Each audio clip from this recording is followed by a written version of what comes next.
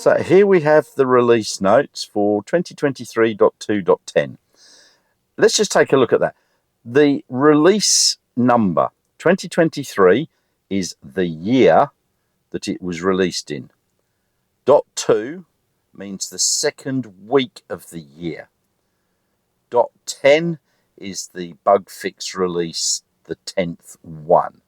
So as you can see here, minor fixes over .0.5.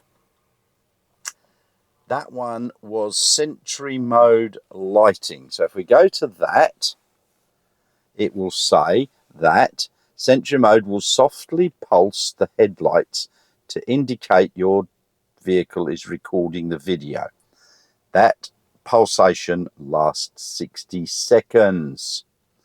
And then if we go back to just the plain .2 that came out during January, the auto steering wheel heater regulates the temperature according to the climate control settings.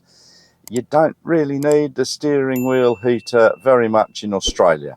Today it's going up to between 37, 38 degrees, which is in the very high 90s Fahrenheit.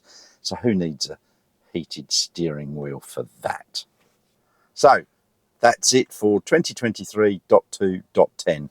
Not a lot, but there you go. Thanks very much.